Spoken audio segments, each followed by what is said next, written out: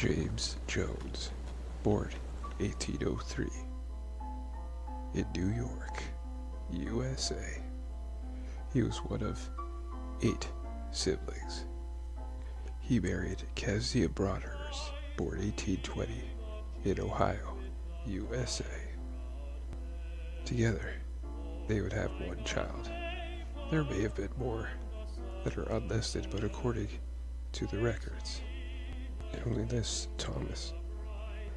Narrowing down the mystery of James' parents was quite a challenge. As mentioned before, the Jones family name makes it all the more difficult to find unique clues. It seems like records suggest English roots as much as American, with options in London and Wales, and options in Michigan and New York.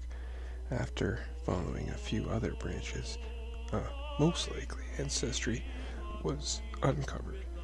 Furthermore, this hypothesis of American roots reached further back to Welsh roots, as rumored according to family legend. Let's see how these branches reach. James was a merchant and quite the traveler. Before he was sailing across oceans, it was 1814, and the Treaty of Ghent ended the War of 1812. This agreement was made after the defeat of Napoleon Bonaparte in April 1814, when British war hawks turned their attention towards North America. This treaty re-established the pre-war borders between Canada and the United States, and also abolished international slave trade. James is 11. It's 1824, and the first available record of his travels mark a departure from Alvarado, Mexico, and an arrival in New York. He is 20, and perhaps starting his career as a merchant with his first adventure. 3 years later, it's 1827, James arrives in New York after a departure from Ireland on a ship of laborers and spinsters. Was he bringing family over, or was this his first journey overseas? He is 24. 1830, his sister, Abigail, dies at 32. 4 years later, his mom passes away. He is 30. Around a year later, in 1835, he marries KEZIAH. That July, Thomas Oliver is born. Also that year, New York's Great Fire of 1835 destroyed much of lower Manhattan. On a December night so frigid, firemen were unable to battle the walls of flame as water froze in their hand-pumped fire engines. It affected the entire American economy.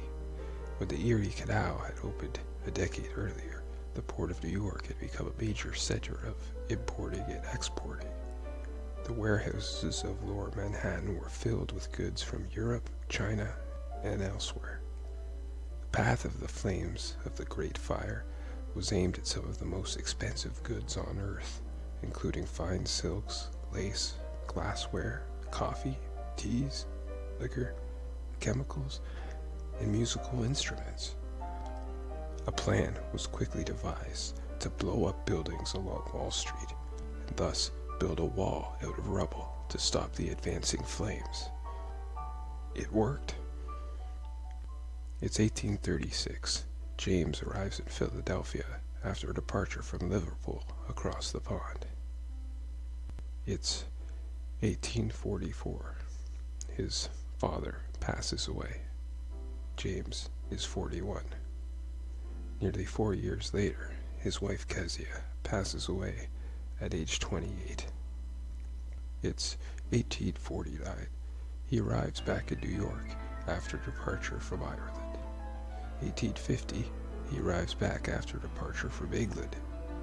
Later that year, he arrives in the port of New Orleans. 1853, another trip from England, one of several in the past few years. Over the voyages back and forth, it seems like James has done more than business overseas. He's also brought back family with him on an occasion or two. It's 1861. The Civil War begins. While the country is divided and at war, James is 58 and still sailing the wide open sea. In the years before his final voyage, it appears that he's living in Michigan, according to census records. It's 1871, and he's made his final arrival back in New York. Somewhere around this time, perhaps in the coming years, James passes away in his 70s while living in Pennsylvania. The date is unknown, but we can hope he had some time to sit back and reflect on his travels.